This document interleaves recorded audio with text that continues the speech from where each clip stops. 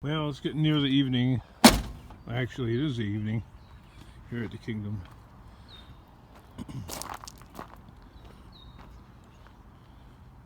I've been a busy boy. I got these all ripped apart. It's like I'm telling my boss, hey, I did this and this. I just thought about that when making these videos. Anyway. A couple of microwaves to take apart. I got some AutoCast. Got these bad boys here. Kind of nice. Trying to build up for a nice scrap run come Monday. Got that loaded up right there. Pretty much, not entirely. I would say about 2/3 of the way, right? And I found some more crap. It's all crap. None of it's any good, really. It's just all good for scrap, really.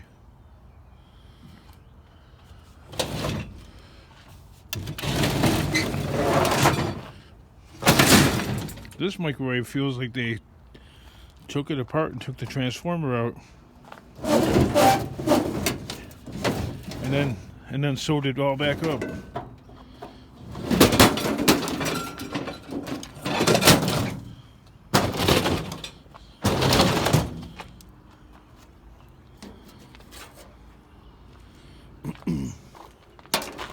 That's disorganization. That doesn't really help me that much. Yeah, random AutoCast here. I got a piece over there. I got some over there.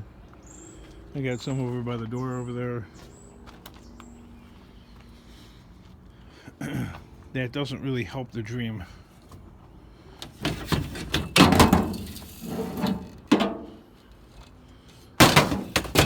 But what does? A lot of the stuff is gone, so I keep pushing, man. That's stuck in there.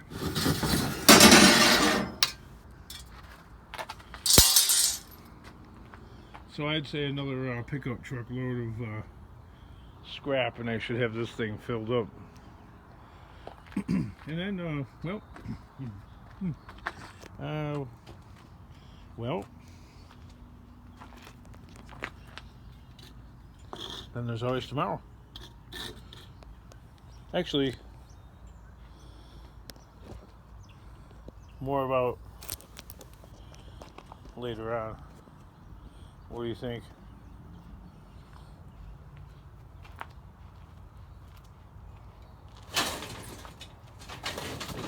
You guys can stay over there and you can watch from over there, right?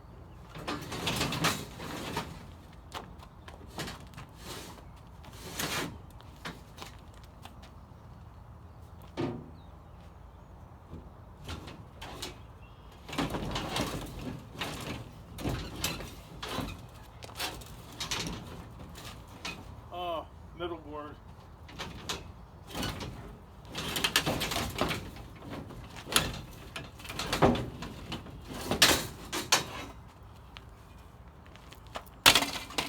Necessary evil.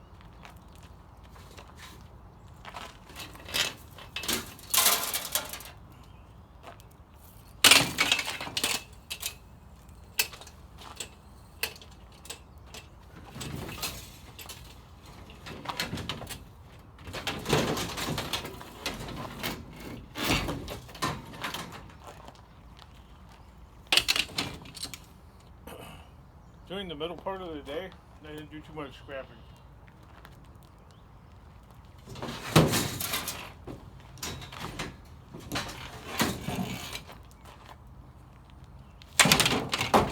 I didn't do any yapping.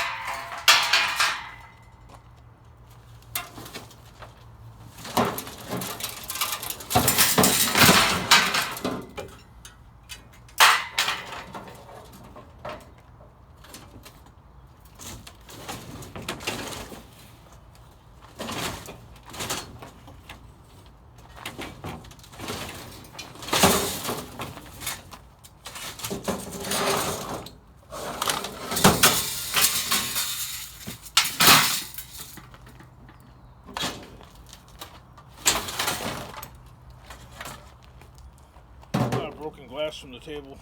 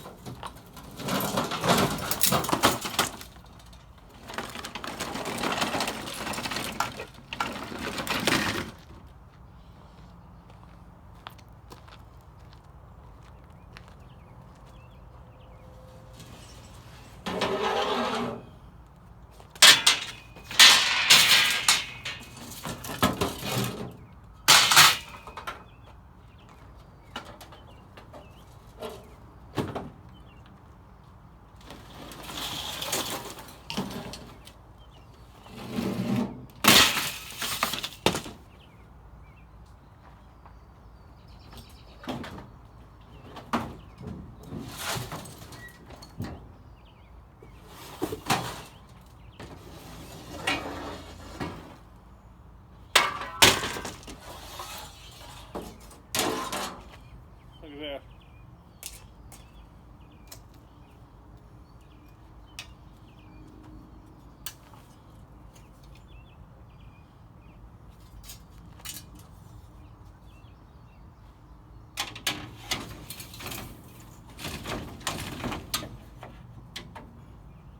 That's stuck.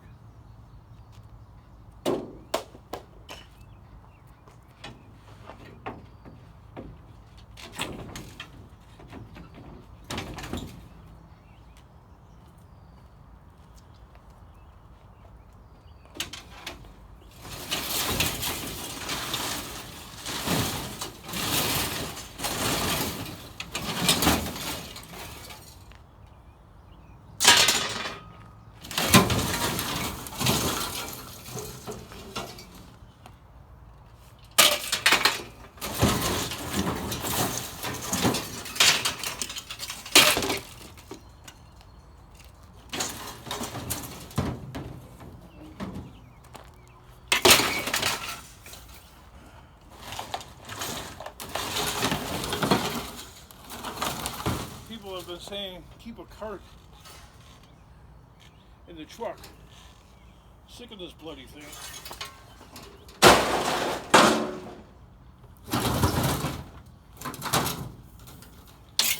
One more tool will lug around.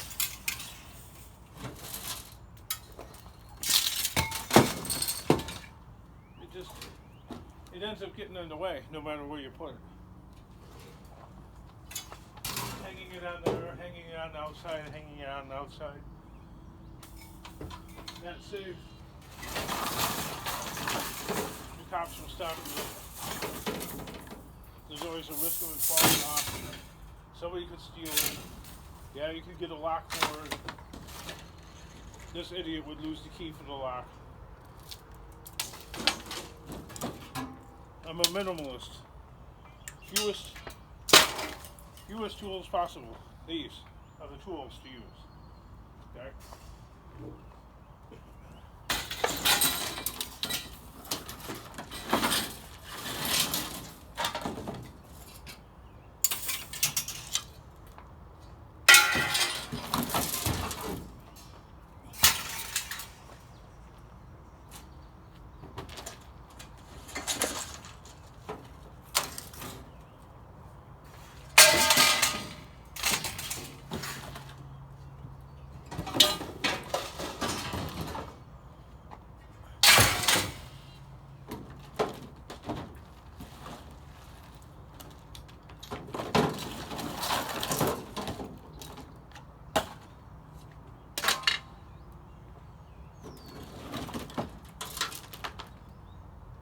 When I make a video, it seems like a lot of people are always looking for contradictions to my claims and stuff like that.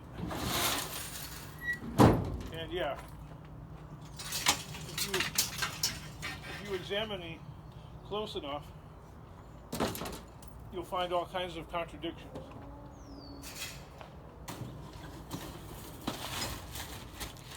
Okay, I threw that hand cart out of the truck because my claim is this is getting in the way, and people watching the video would be like, well, what about the rest of the crap in there?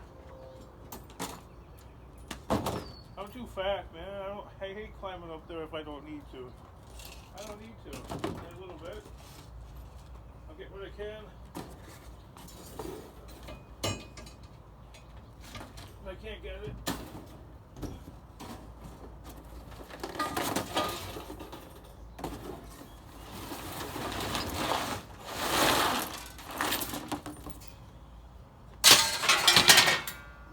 that little bit that remains, I don't mind. I didn't realize there was so much wire with that clean.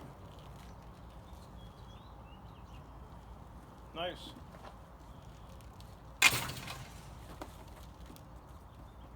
Oh, that's just garbage. This is cable. Of course, it falls off the truck. There's some Romex.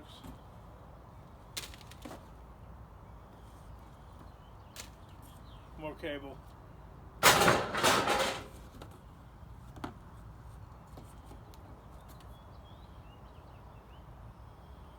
More cable. I don't know, it's just a plastic hose. And more TV cable. Kingdom, why did you put it there? I don't know. It felt like it.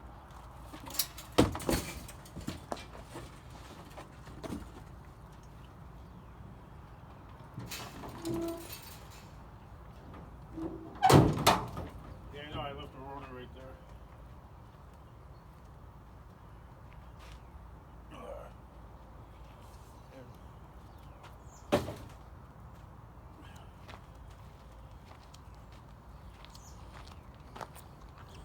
My God, I'm sweating.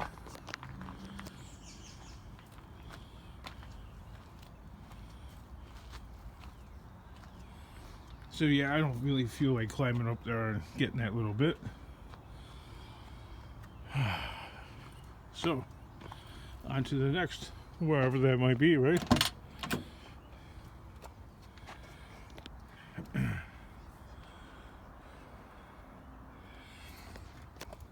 See, the thing that screwed me about this place is when I moved in such a haste that I made the place an instant mess. So I like took the disease from over there and brought it over here. And I get a couple, I dump them there. I get a few more, I dump them there. I got some, I leave them there. I got a few more. They're over there. LOL. So, yeah, organization for me. That's actually to a certain degree that's a skill set. Knowing how to be organized. A little bit of copper in there. Knowing how to be organized and staying organized is it's definitely a skill set, and it's one that I totally lack. I can't really say that I don't get it, but I don't get it.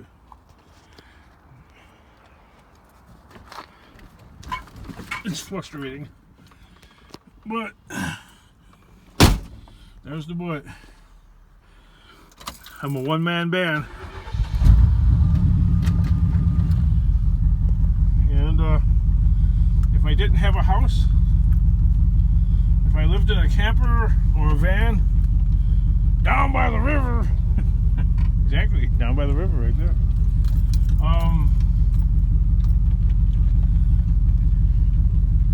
you could crap and take a piss outside.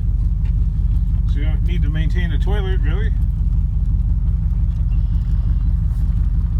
You could take whore baths if you want to. You know, in the sink you have to at the gas station. Or, you know, if you had a camper, you know, you could use those facilities. I don't know what the deal is with that chunky old thing.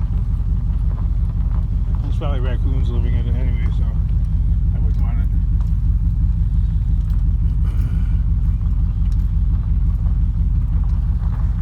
But since I have a house, I have to, it's an economic thing, okay?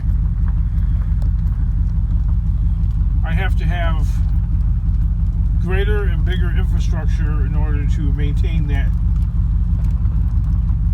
lifestyle, if you want to call it that. Now, if the house costs half of what it does, the operation could be shrunk in size, scaled down, because it wouldn't take as much. If I lived here on my own, then, well, I wouldn't even need to live here. I mean, there's the paradox. Would I need to even live here? Right? Well, I'd have to live somewhere. But then, yeah, I wouldn't, how do you explain this? I wouldn't need it, but then I would need it. Okay, because I guess if you're living out of your van, you can't really live on the street without getting messed with. So where would you live? Then you wouldn't really need massive infrastructure, so many tools. You wouldn't have to rent a big place. You wouldn't have to have a bunch of trucks. Because, well, actually, you could live out of a 4-door pickup truck, right? You sleep in the back seat or whatever, and drive around and find enough scrap to get you some gas and something to eat and pay for insurance. And maybe, you know, keeping up on some mechanical repairs. So what's that going to run you? About 40 bucks a day? So that's what you would need to find, is about $40 worth of scrap per day. And you wouldn't really have a place to break it down, so you'd have to break it down at the scrapyard. So you'd have to, your gasoline expense would go up because you'd be driving to the scrapyard much more often. So you would probably have to make 2 scrapyard runs per day. So this is the paradox. You would be spending pretty much your entire existence surviving. Making less money, but still surviving nonetheless. Just as I am with a bunch of trucks, a house, a family, and a bunch of crap here at a warehouse. But I'm spending most of my day scrapping and surviving on a larger scale. But still working all day. Just like I would probably have to, working out of the back of my pickup truck, living in my truck down by the river or wherever that would be. I would spend probably a good part of my day existing, like just trying to survive and get by. So it's sort of like a scrapper's paradox. I've thought about this. I every day I think about this. I think about like the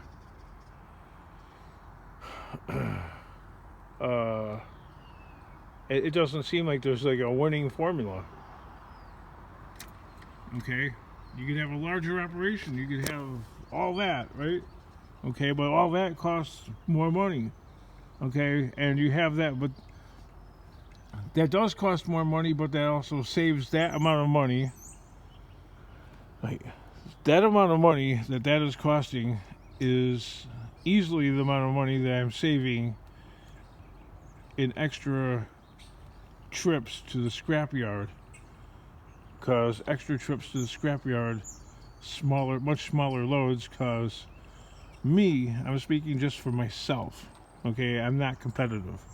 If you pit me against somebody else, they will find 3 water heaters and I will find a freaking rusted out barbecue, okay? Because I don't drive as fast, I don't seem to have, I don't know. I've been doing it longer than most people, but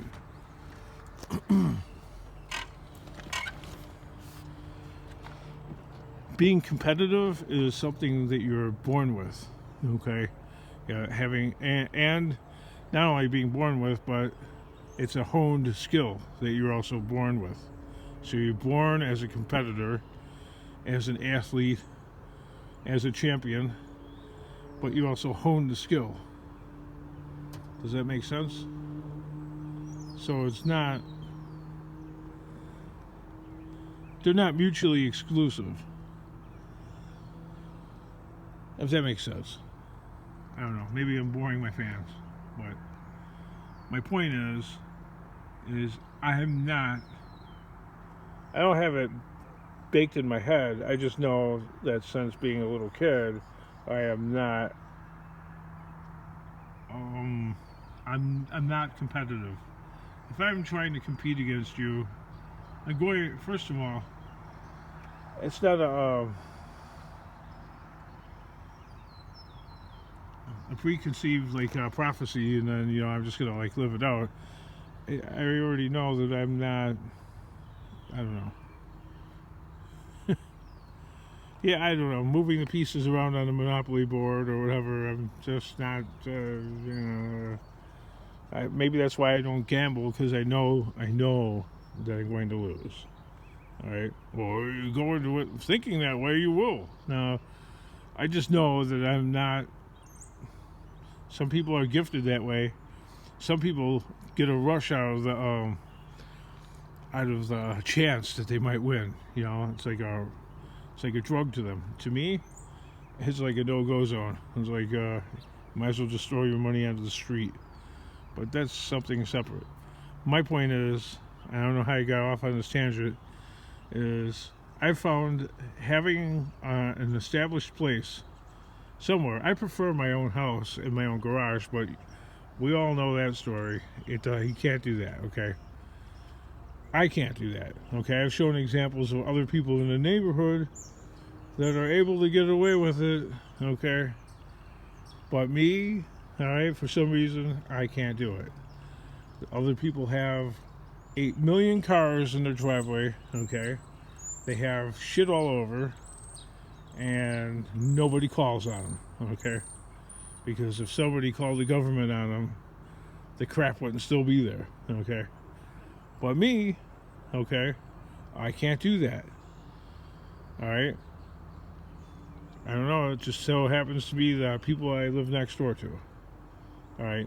So, I would prefer to work out of my own garage, okay, and not have any of this. Because, believe me, you save thousands of dollars, okay? First of all, you can build up big loads just like you can. Well, you can't have as much stuff because there's just not as much room, but the stuff flows faster because the expense rate is lower. It's hard to explain all this because I don't have a business degree. I just know it after doing this for so long that the next best option is to have like a warehouse where you can pile the stuff up. You get enough of one certain kind. My big thing is scrap iron, okay? A lot of people are into, the copper. Most people are not finding $1,500, $2,000 worth of copper per week, okay? That's most people, all right?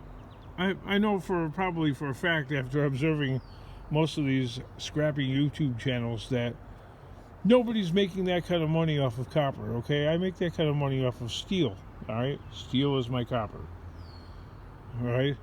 I make most of my money off of that. Everything else is a little extra, I find a little bit of brass. I find a little bit of copper. I don't find that much. I find not really a tremendous amount of aluminum. I find some, and wire. I find a little bit of it. I don't really find a lot. So the thing I depend on is big, bulky, heavy steel. And there's some other scrappers. I think there's a newer scrapping channel called Scrap It, And he's not really big on steel. He does all the other stuff, aluminum and copper and all that. And people have told him, hey, why did you pass up the, and he's saying that he doesn't have the room for it. He's not set up for it. So he doesn't really deal in steel. Okay, that's not his thing. So as scrappers, each of our own situation is different. Okay? My situation is completely different than anybody else's. Okay, so if I look at a lot of these YouTube channels, a lot of their scrapping techniques are a lot more similar to each other than they are to mine. Mine is probably the most unique. All right, in my opinion, there are very few channels that really deal mainly with steel. Partly because I think it's if you're gonna make a YouTube channel that's about scrapping, it's not really that interesting. Constantly fighting like rusty wire and bent this and garbage that. It's more interesting to watch somebody like Taco Stacks going to flea markets, and he happens across some metal, he'll take it, but that's not really that's not his bag. Yes, he scraps because that's just part of the deal. But he's into thrifting and going to estate sales and garage sales and flea markets, and yeah, so our channels are all different. And yeah, that's what I have to say about that. That's why, well, I don't have this warehouse anymore. I got the other one, but